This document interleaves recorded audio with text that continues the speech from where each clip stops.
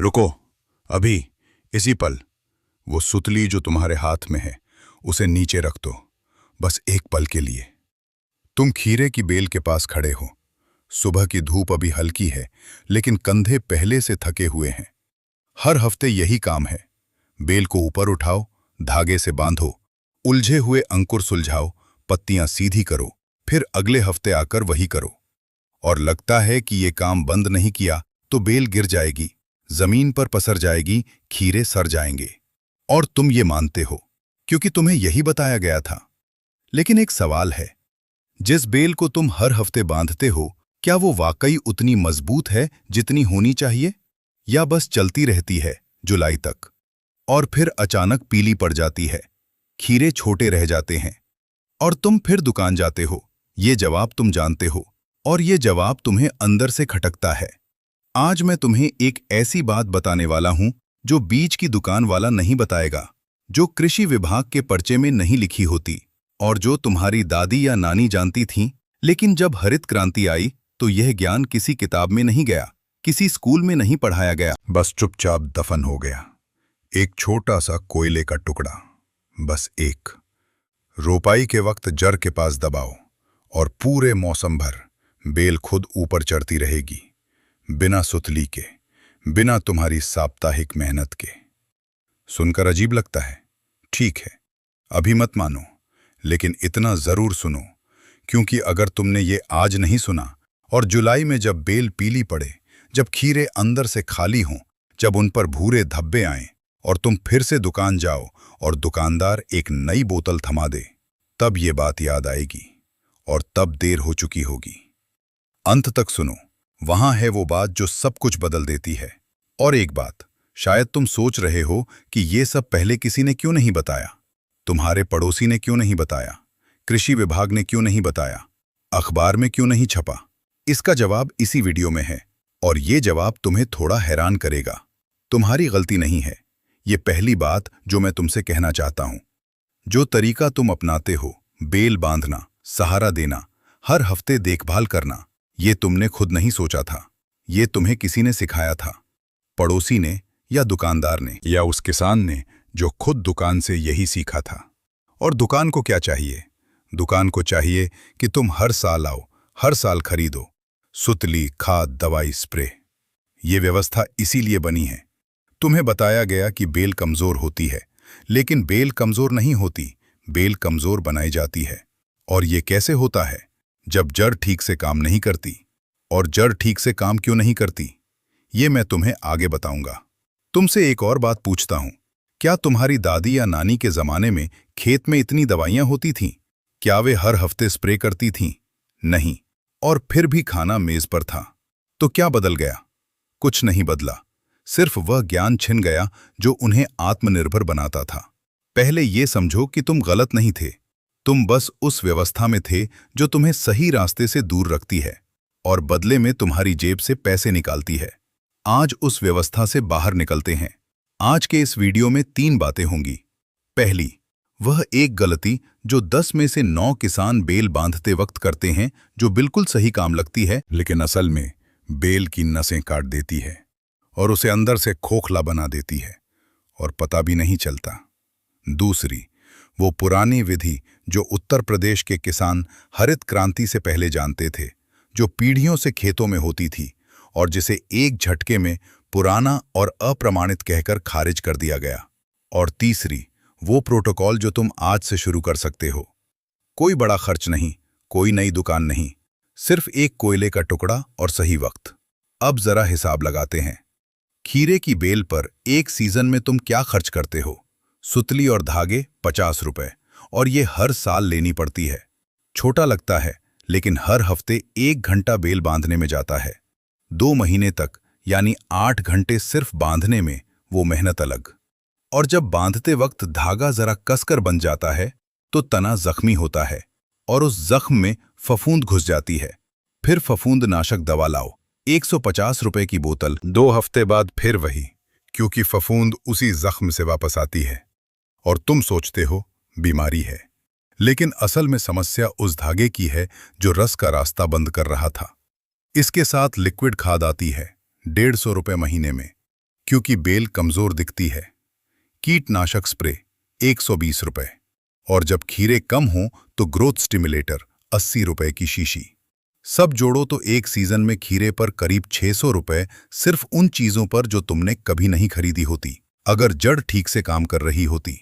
और जैविक रास्ता, 1 किलो लकड़ी का कोयला 20 रुपए एक बार, पूरे मौसम के लिए, अगले साल भी, क्योंकि वह मिट्टी में रहता है।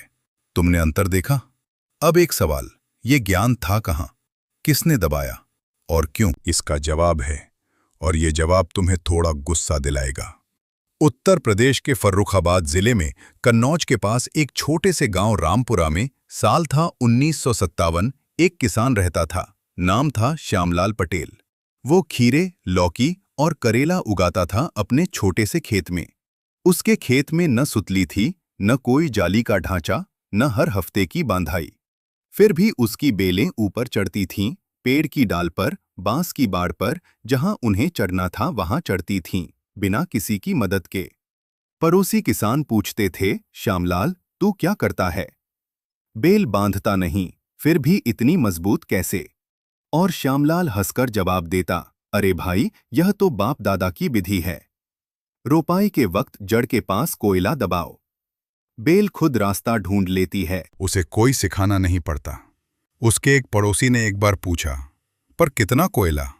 श्यामलाल ने मुट्ठी दिखाई, इतना, बस, और टुकड़े छोटे होने चाहिए, दाने जितने, फिर मिट्टी में मिला दो, फिर भूल जाओ। और सच में वो भूल जाता था। उसे हर हफ्ते जाने की जरूरत नहीं थी। ये विधि उनकी दादी करती थी, दादी की दादी करती थी। ये ज्ञान पीढ़ियों से उस परिवार में चला आ रहा था, और सिर्फ उस परिवार में नहीं, उस पूरे इलाके के पुराने किसानों में ये आम बात थी। श्यामलाल को ये नहीं पता था कि इसके पीछे क्या विज्ञान है, कोयला मिट्टी में क्या करता है, लेकिन वो ये जानते थे कि काम करता है, हर साल, बिना असफलता के। फिर 1965 में हरित क्रांति आई। सरकारी अधिकारी गांव में आए, बड़े उत्साह के साथ। उन्होंने कहा, पुराने तरीके छोड़ो, नई यूरिया खाद लो, नए संकर बीज लो, नई रासायनिक दवाइयां लो। और श्यामलाल जैसे किसानों की पुरानी विधियां, जो दशकों से बिना किसी खर्च के काम कर रही थीं, उन्हें एक शब्द में खारिज कर दिया गया। वो शब्द था अवैज्ञानिक। श्यामलाल ने एक अधिकारी से पूछा था, भाई साहब, मेरे खेत में देख लो, बेल खुद चढ़ती है, खर्च नहीं होता, ये गलत कैसे हो सकता है?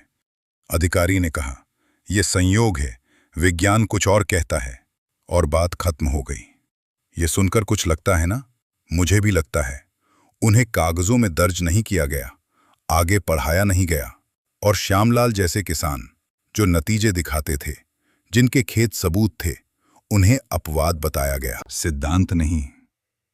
श्यामलाल ने उस साल पहली बार यूरिया खाद खरीदी, 180 रुपए की। अगले साल फिर खरीदनी पड़ी, और अगले साल भी। पुरानी विधि वाला कोयला 20 रुपए में पूरा सीजन, अब याद नहीं रहा, धीरे धीरे भुला दिया गया। तुम समझ रहे हो ना? ये सिर्फ श्यामलाल की कहानी नहीं है, ये हर उस किसान की कहानी है जो आज दुकान पर खड़ा है और सोच रहा है, इस साल क्या खरीदें। श्यामलाल पटेल अब नहीं हैं। उनके बेटे दुकान से खाद खरीदते हैं। उनके पोते को ये भी नहीं पता कि उनके परदादा बिना सुतली के खीरे उगाते थे। वो ज्ञान उस पीढ़ी के साथ लगभग दफन हो गया। तो क्या क्या हुआ उस ज्ञान के साथ? 5 बातें। पहली, पारंपरिक मिश्रित खेती के नोट्स जो कृषि विश्वविद्यालयों में थे, वे पाठ्यक्रम से हटाए गए क्योंकि नई खेती की नई किताबें आ गई थीं। दूसरी, जैविक कोयला उपचार की विधियां जो दशकों की परंपरा से आई थीं, उन्हें पुरानी और अप्रमाणित कहकर खारिज कर दिया गया, बिना जांचे, बिना समझे। तीसरी, जो किसान पारंपरिक विधि से अच्छे नतीजे दिखाते थे, उन्हें अपवाद बताया गया। कभी ये नहीं कहा गया कि उनके तरीके में कुछ है जो सीखा जा सकता है। चौथी, आयुर्वेद और पुराने कृषि ग्रंथों में जो ज्ञान था, उसे धार्मिक मान लिया गया और वैज्ञानिक जांच से दूर रखा गया। पांचवीं, आज भी अधिकांश सरकारी कृषि सलाह में लकड़ी के कोयले का जिक्र नहीं है। जबकि जापान और यूरोप में इसे बायोचार कहकर पेटेंट कराया जा चुका है और अंतर्राष्ट्रीय बाजार में 500 रुपए के पैकेट में बेचा जा रहा है। और यही सबसे बड़ी विडंबना है, जो हमारे देश के किसानों की पीढ़ियों का ज्ञान था, वो आज पैकेट में बंद होकर विदेश से आता है और हम उसके लिए 500 रुपए देते हैं। अगर तुम्हें लगता है कि यह गलत है तो इस वीडियो को लाइक करो। श्यामलाल पटेल के लिए, जिन्होंने सही किया और जिनका ज्ञान दबा दिया गया, और उस किसान के लिए जो अभी भी हर हफ्ते बेल बांध रहा है और समझ नहीं पा रहा कि क्यों नतीजे नहीं आते। अब समझते हैं जड़ के पास असल में क्या होता है। जब तुम बेल की जड़ के पास मिट्टी में कोयला दबाते हो तो वो मिट्टी में एक ऐसी स्थिति बनाता है जिसे हम विद्युत रासायनिक संतुलन कह सकते हैं। ये शब्द बड़ा लगता है, लेकिन इसे एक बहुत आसान चीज से समझो। सोचो मिट्टी को एक बैटरी की तरह। जड़ें उस बैटरी से ऊर्जा लेती हैं और पूरे पौधे में ऊपर की तरफ भेजती हैं।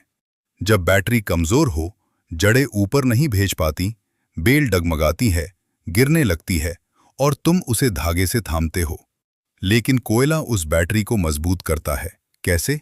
कोयला मिट्टी में रहकर पानी और हवा को समान रूप से बांटता है। जैसे मिट्टी में लाखों छोटे छोटे छेद बन जाएं जो पानी को रोके और हवा को आने दें। मिट्टी में जो सूक्ष्म जीव होते हैं वे कोयले की झरझरी सतह पर रहने लगते हैं और जड़ के आसपास एक सुरक्षित और पोषण से भरा वातावरण बनाते हैं। और इस वातावरण में जड़ें तेजी से फैलती हैं, गहराई में जाती हैं और पोषण खुद खींचती हैं। क्या तुमने कभी गौर किया? पके हुए कोयले की सतह झरझरी होती है जैसे स्पंज। वही झरझरापन मिट्टी में जादू करता है।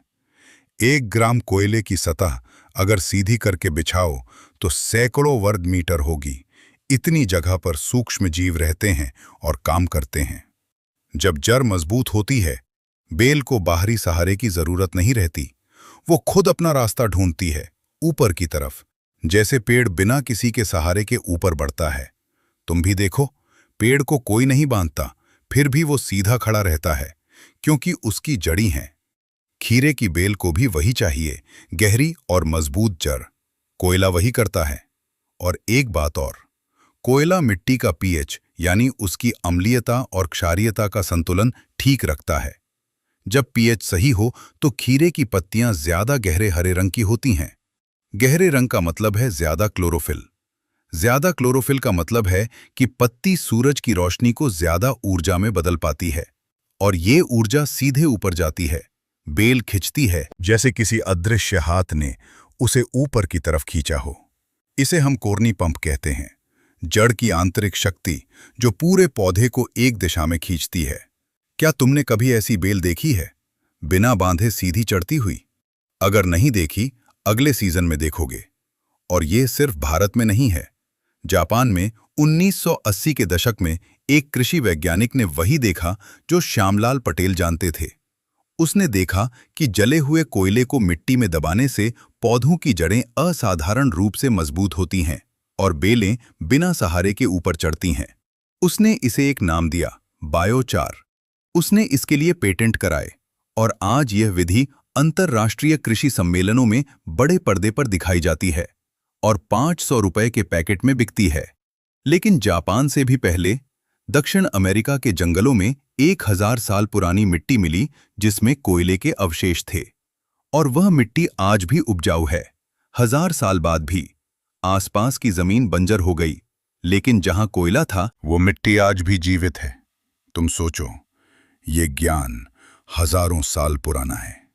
दुनिया के अलग अलग कोनों में अलग अलग लोगों ने खोजा और हर बार एक ही नतीजा।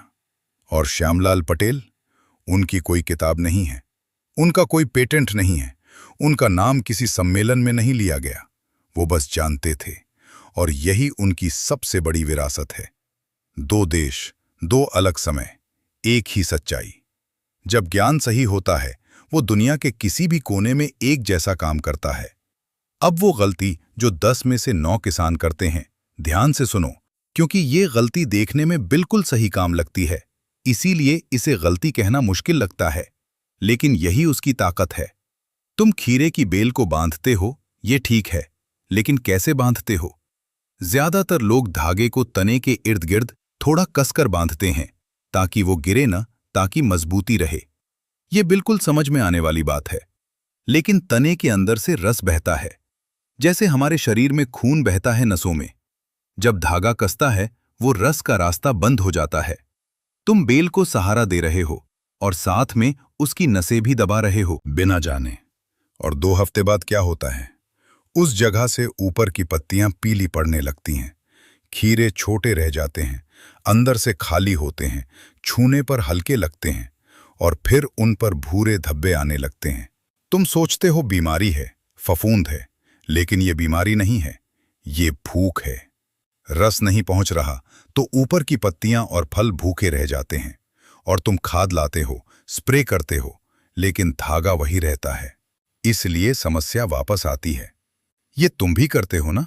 मत शर्माओ, सब करते हैं, क्योंकि सबको यही सिखाया गया। अब प्रोटोकॉल, वो तरीका जो असल में काम करता है। पहला कदम, जब भी रोपाई करो, एक मुट्ठी भर लकड़ी का कोयला लो और उसे टुकड़ों में तोड़ लो, मटर के दाने जितना आकार। ये कोयला जड़ के पास की मिट्टी में अच्छे से मिला दो। गांठ की तरह एक जगह मत डालो, पूरी जड़ के आसपास की मिट्टी में बिखरा दो। बस इतना। ये काम एक बार रोपाई के दिन। दूसरा कदम, अगर बांधना ही हो तो धागे को तने के पास इतना ढीला बांधो कि तुम उंगली आसानी से अंदर कर सको। तने को सांस लेनी है। जो सांस लेता है वो बढ़ता है, ये याद रखो। तीसरा कदम, पानी कम दो लेकिन गहरा दो। रोज थोड़ा थोड़ा नहीं, हर 3 से 4 दिन में एक बार, लेकिन इतना कि मिट्टी अंदर तक भीगे। ये जड़ को गहराई में जाने के लिए मजबूर करता है। और गहरी जड़ वाली बेल को धागे की जरूरत नहीं होती, वो खुद सीधी रहती है। चौथा कदम, कोयले के साथ अगर गोबर की पुरानी खाद हो तो उसे भी थोड़ा मिला दो। गोबर की खाद और कोयला मिलकर मिट्टी में एक ऐसी परत बनाते हैं जो वर्षों तक काम करती है। पहले साल असर दिखेगा, अगले साल और ज्यादा, तीसरे साल तुम दुकान जाना भूल जाओगे। ये सुनकर कौन सा कदम तुम आज से शुरू कर सकते हो? नीचे कमेंट में लिखो और अपना जिला भी बताओ। हम जानना चाहते हैं किस क्षेत्र में ये विधि सबसे पहले काम करती है, और हो सकता है तुम्हारा अनुभव ही अगला वीडियो बने। अब इन सब को एक जगह जोड़ते हैं। कोयला जड़ के पास ये कोरनी पंप जगाता है।